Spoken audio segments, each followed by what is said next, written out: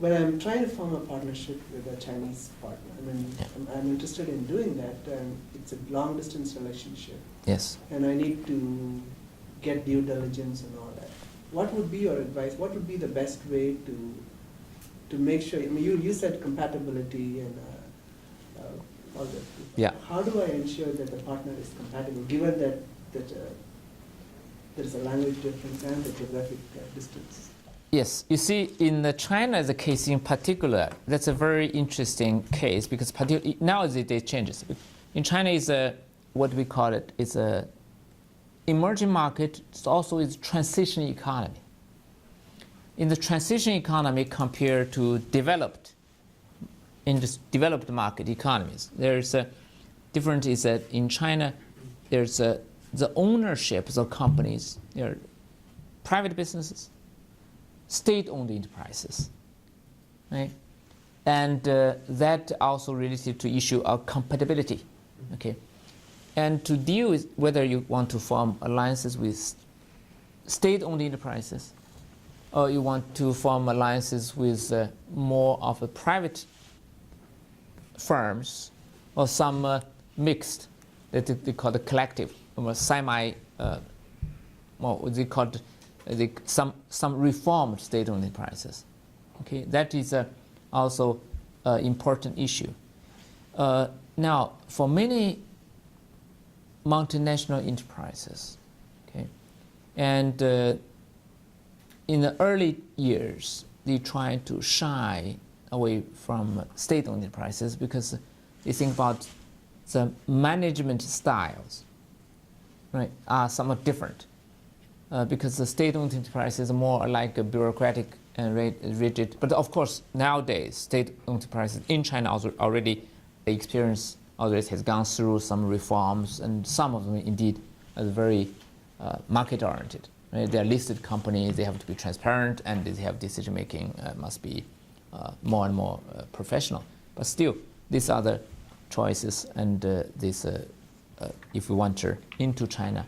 But of course, this is kind of we have to have trade-off balances because some key industries, that automobiles, right, telecommunications, as we call the banking sectors, and I'm not sure, but for pharmaceuticals, and let's say Eli Lilly, there are some counterpart of the locally non-state-owned firms. For instance, in banking, you have to find partner with local, with a state-owned enterprise. But for manufacturing in general, I mean, that is we call it, because in that case, you can find the locally more market-driven private enterprises that goes Like how do I confirm? For example, I have a business going.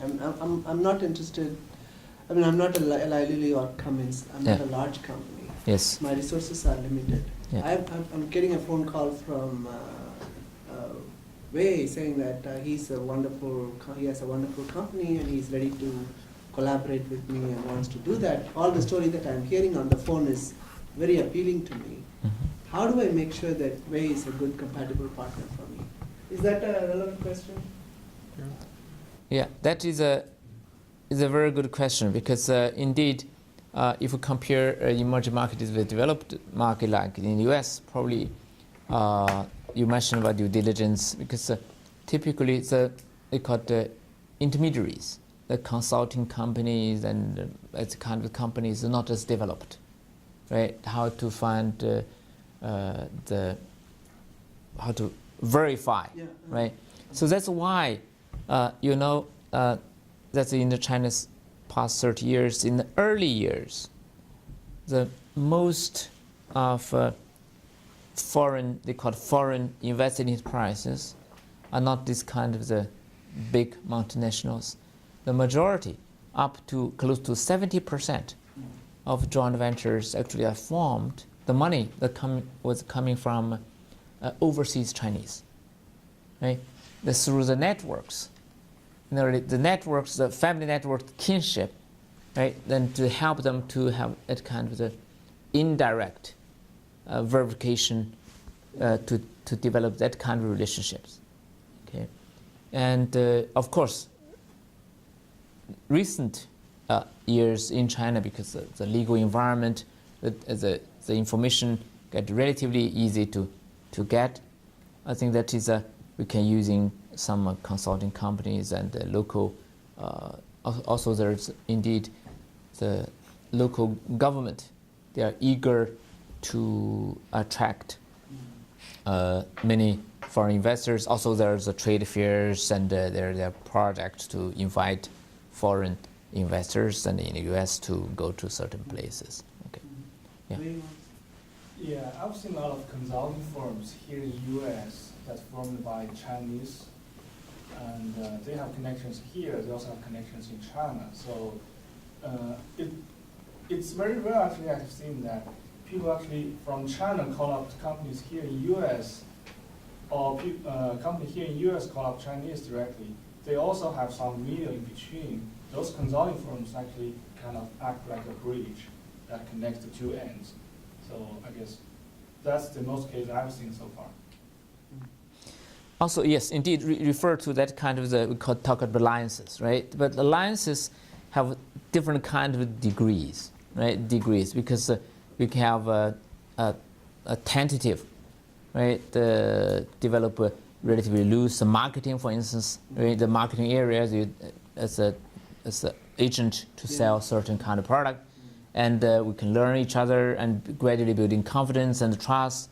The payments on time and the good and after sales service, indeed they carry out well, right? And then the relationship will develop. Eventually, probably this is just a non-equity type of alliances and marketing. And eventually, probably you will consider why not we have a local base manufacturing in China.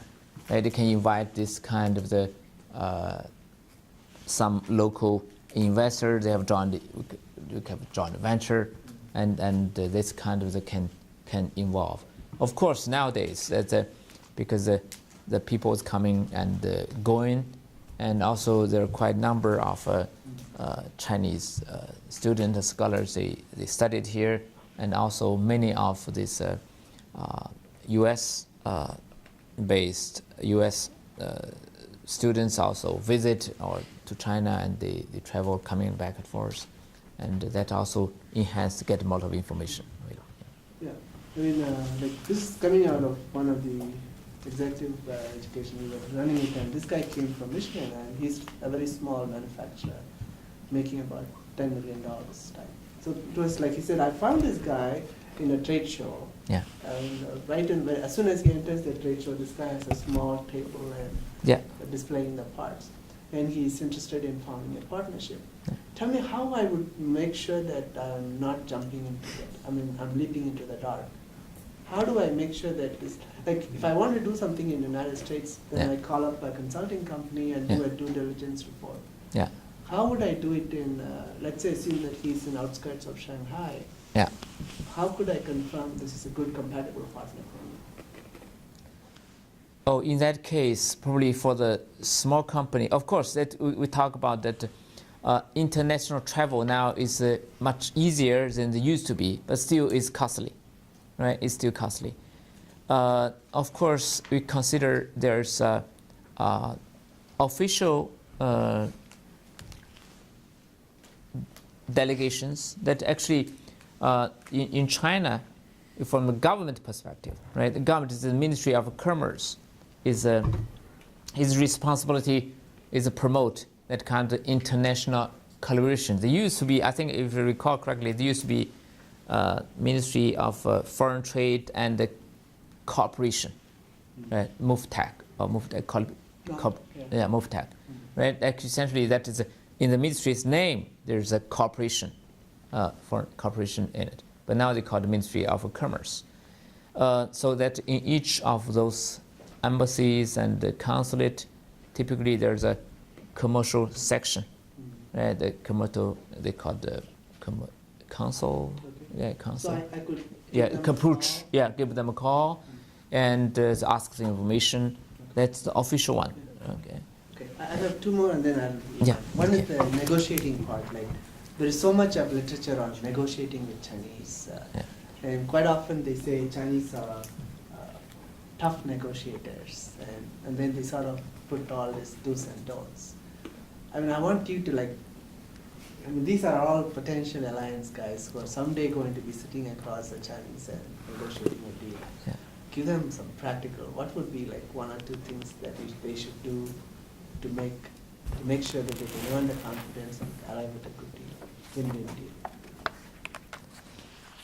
Now, it's the good business deals, right? I think in my experience and other things, everywhere the same. Have to be, first of all, cautious, right? They have to, the trust must be built on the past experience, right? And the investment, we have to be, in Chinese also there's a proverb, before you become a gentleman, right? First, best to be nasty at the beginning, right? Then it's a nasty at the end, right? This is called best to be cautious, verb, before we become a gentleman. Better to show to be a gentleman, and better we have at the beginning to be very business-like, right? That So is show your ugly side first and then show the nicer side? no, not the nicer side, essentially, because you want to be very, at the beginning, very generous and very trust. I mean, it's the very beginning to have a trust of each other at the very beginning without any firm ground. That maybe in the end, you cannot be a gentleman.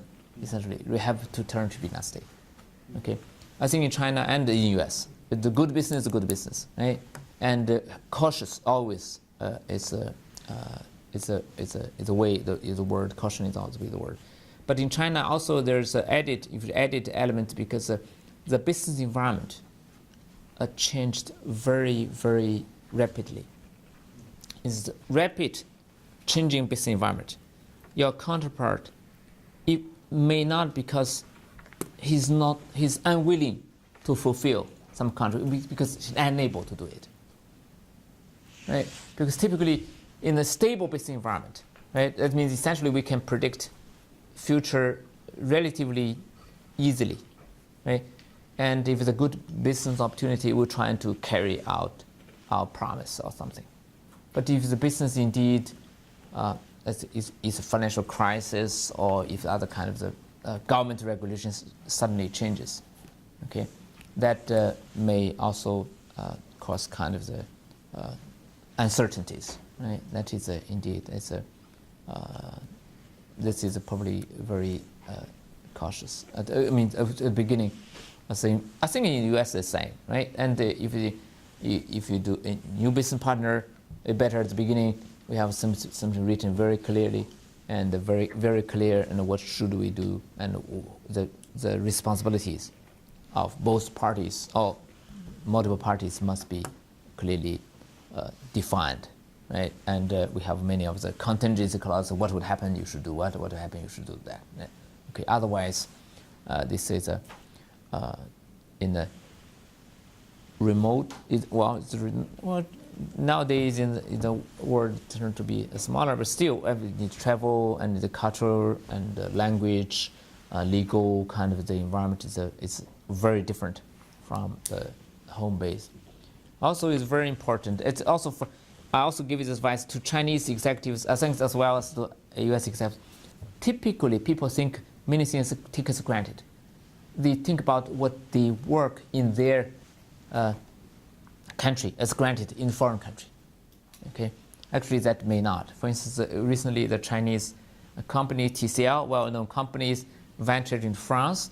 Is complete. This actually is a disaster. Also, as RCA is part of subsidiary of the what you call Thomson, France. Actually, now the company belongs to a Chinese firm. It's called TCL.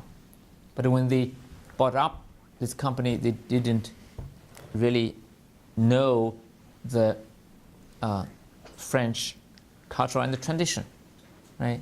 They actually, in China, the executives and the company typically they work long hours and 7 days a week. They cannot expect the French to do this. Right? Expect them to work for 5 days a week. Right. That is so they got shocked. Right? They thought about I'll hold that up. Yeah. So. Okay. I have a Daphne? question about Yes. gender Yes. in China and in business, and I know in a lot of developing countries, females probably aren't at the bargaining table as Yeah. much as males. Could you tell us a little bit about that environment? Oh, that's a very good question. Actually, one of my colleagues studied, there are several dimensions. One is the board members. Okay, the statistics give us the percentage of female in the listed company, the board, in China, is higher than that in the U.S. Really? But of course, in general, if you look about the rough business environment, I think this we need to do a careful study. But in general, I think in China, we could not see the genders. I think China is a market. We say it's for the women exactly to be successful. I think the percentage, as my expression, is higher than other Asian countries.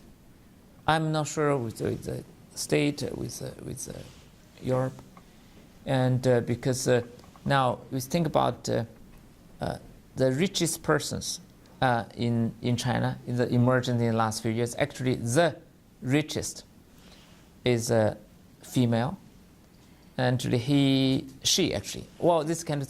She graduated from, I think, what did she? She has a degree, master degree from Ohio State. Oh, really? Yeah, but of course, his father made the fortune, and then she inherited from this. But in the top, I think, top 100 richest entrepreneurs, right, in China, women, I think, there quite few women executives. I mean, the entrepreneurs. That also goes back, why compare with other Asian countries. There's a called New China, or what you could call the Communist China, okay? And this promoted some kind of this thing that called equity, I mean, between two sexes. Yeah. Tomorrow, Mrs. Wu will be in our class, and she's a banker with UBS and MBA as well, so you should talk to her.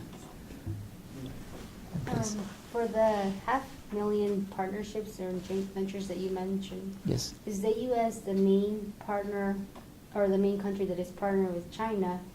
And what are other countries that are also partnering with China, like in large volumes? You see, that is indeed a good question, because we say it involves. Mm-hmm. Why? Because China, this year, China celebrated its a reform, they call it of 3 decades of reforms, because China started the economic reform in 1978, right? This is 2008, it's 30 years. In the early years, because the legal environment, the business environment is very difficult, the environment is very tough. So actually, among those joint ventures, foreign investment, so-called foreign investor firms, actually majority, but 60 up to 70% are not really what call us foreign. Right? They are not from US, from Europe. In the early years, the majority of them from Hong Kong, Macau, and Taiwan, because those are the early birds, well, some early birds, the small scales, and because at that time, with the land price, the labor costs of doing this, they call it the four dragons in the early in East Asia economic development. Their costs become higher, and they move into China to looking for the cheaper land and lower wage kind of labor, and also they have that what called the kinship, the connections, family relationship, family ties, other things. This is as a substitute for the more formal, for the market institutions, as the lawyers and the legal system and the other things. But recently, more recently, okay, and you see that firms from state, from Europe and from Japan, and increasing their presence in China. Now, you see, that's why you have good technology, good contract relationship, because particularly that even it called second mover can be fast mover, right? Now, I think if I recall correctly, I do not keep the all statistics in my mind. I think the best, selling car in China is a GM. I think Buick. Yeah, but of course, early it's a number one selling car brand in China, and because it's a General Motors moved to China much later than German Volkswagen, right? German Volkswagen moved to China in the early years, but lately, and U.S. Moved automobile, but GM moved in China, and they have very good business model, and they have very good relationship also with that Shanghai automobile company. They develop very well. By the way, that's also related with what's called partner alliances. Why German Volkswagen, German companies move China first? Essentially, of course, this is a study we can do this systematically, because their degree of compatibility at that time in 1980s, 90s, it's at a higher degree, because the German Volkswagen is a company, because in Germany they have the very close relationship with the government. They know how to work with the bureaucrats, how to work with the government. So this kind of we call skills or competence, if they carry over to China. In China, if you want to, they have to deal with the government bureaucrats, right? The German, that's my hypothesis, my feeling, they have more, it goes easy with this, to dealing with the bureaucrats. I suspect many of these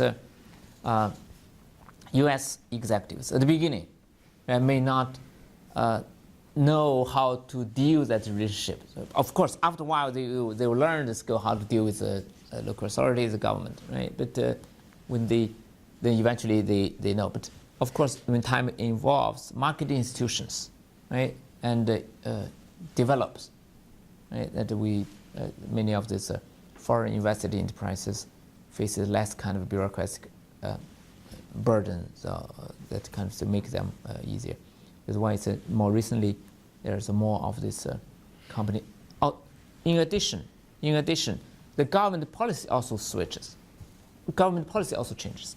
They're more welcome to this large multinationals with advanced technology, right? With cutting edge technology, and General Motors and General Electric and this kind of companies to invest it in China, Intel and others, the Eli Lilly or Pfeiffer and other companies to invest in this.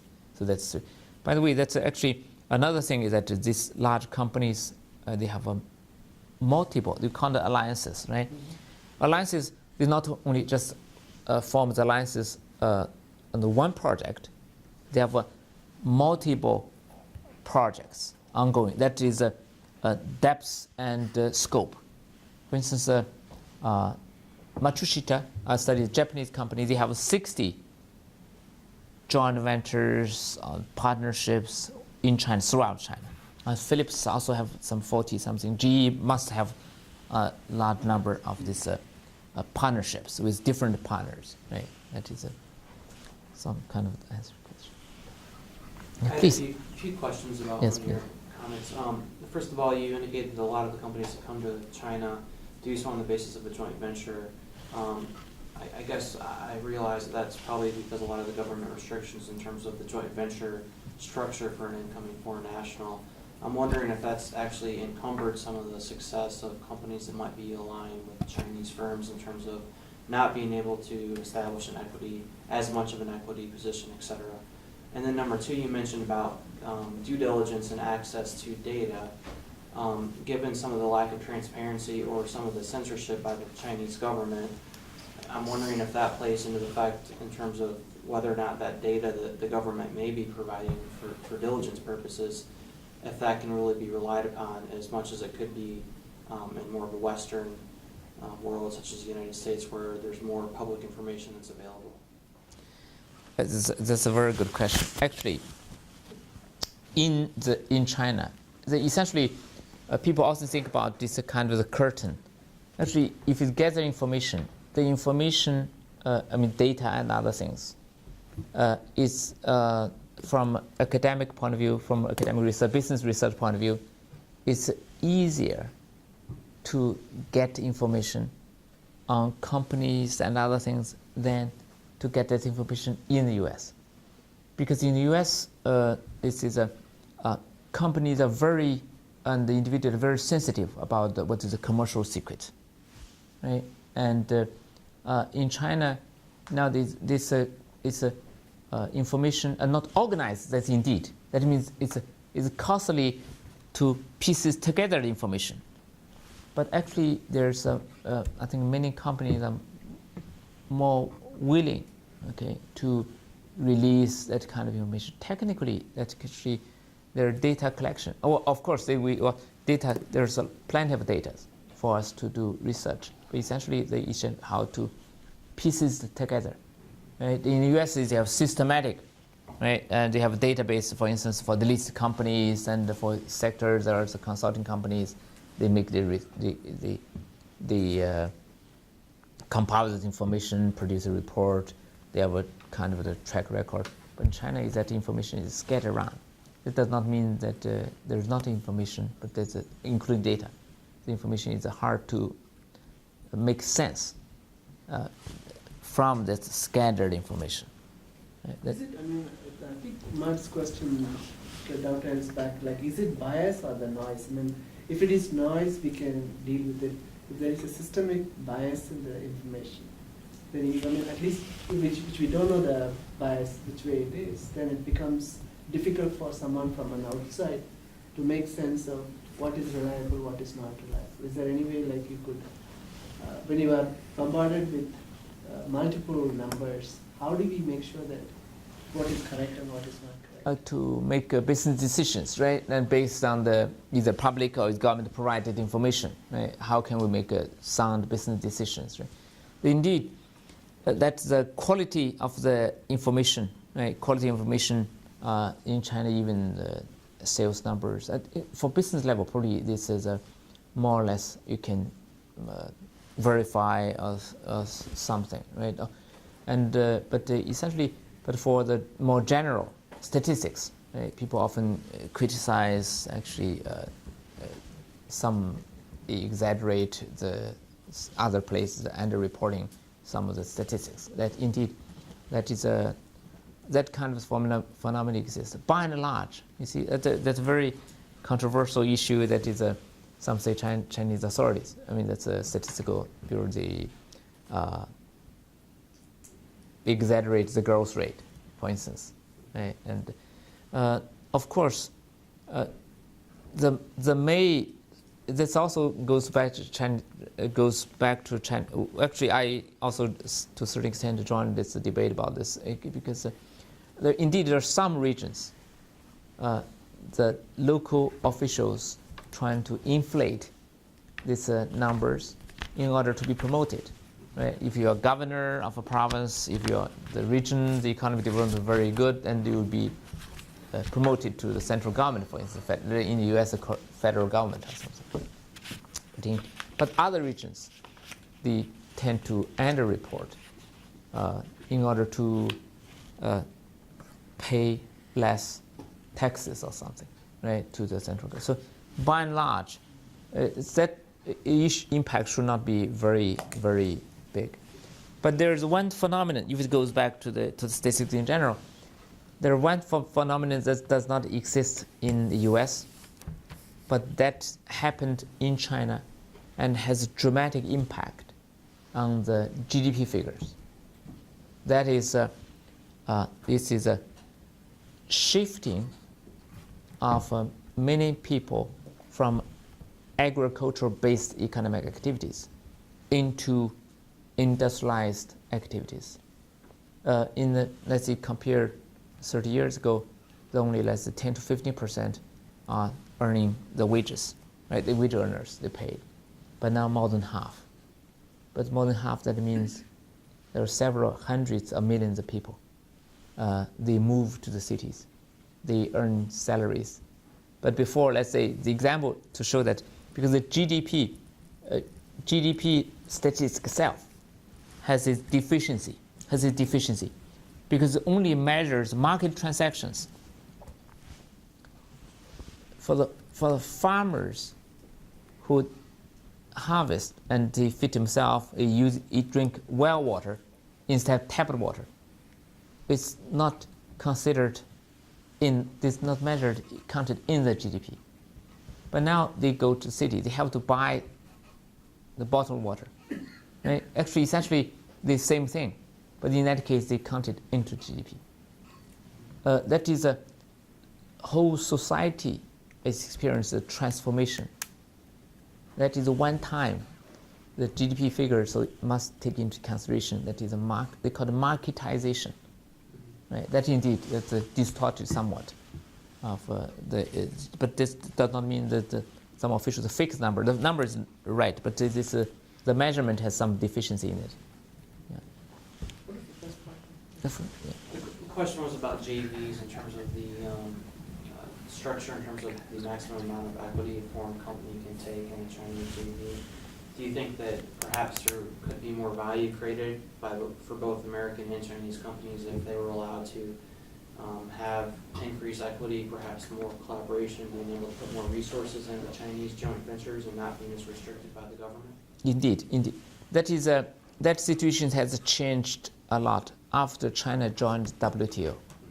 And because China joined WTO in 2001, and after that, the many sectors, except a few that called strategic sectors, actually there are no more restrictions on the equity owned by the foreign multinational enterprises or foreign investors, except clearly stated insurance, banking, some insurance, banking, telecommunications, unless they stated, and the U.S. foreign can hold up to 50%. Okay, for the security companies, they're working in phases. A certain time period, they can up to 20%, and you increase to 50%. They're phased in. There's a grace period for China to open this kind of sector. I think when these alliances were first formed in China, they were to capitalize off of the affordable land and labor rates. Now we're seeing more alliances that are capitalizing on the growing market to try and sell to the Chinese. Yeah. And even more recently, I see the Chinese getting into the aircraft industry, producing their own aircraft, Yes. producing their own car Yeah. to sell to the rest of the world. Yeah. But what I'm not seeing is the Chinese forming alliances in Germany or in the U.S. to try and capitalize on that world market. Is that something that I'm missing, or is that something that you don't see as important to? Oh, that is that's indeed, let's bring up this example, very good example. Actually, today I had an early flight, right, from Chicago here, because of course I travel to the U.S. quite often. This is the fourth trip in this year, but I traveled in China more, right? So I have a card for Air China. It's a golden card.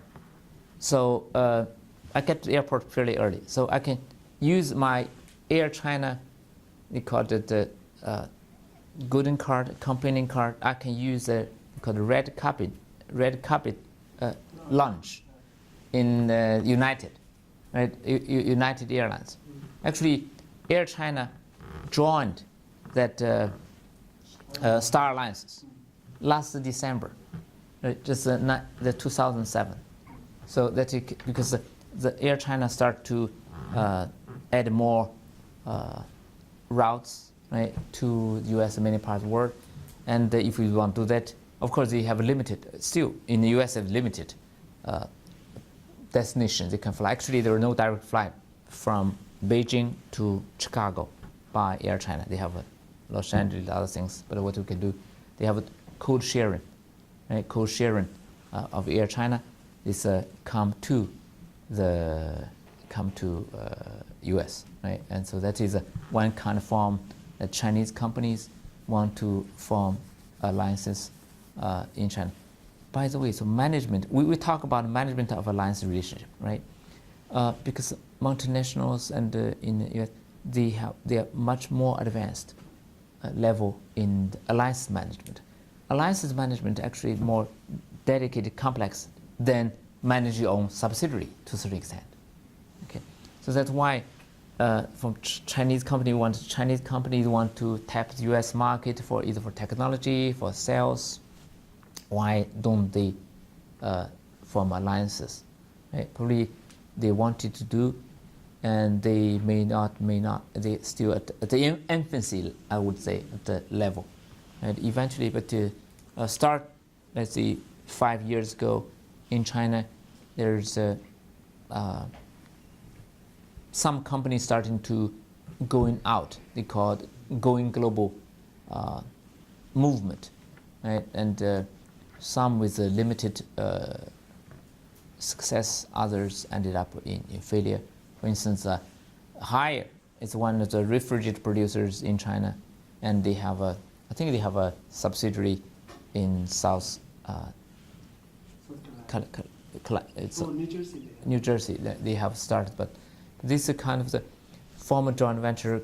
To a certain extent, indeed. You see, I have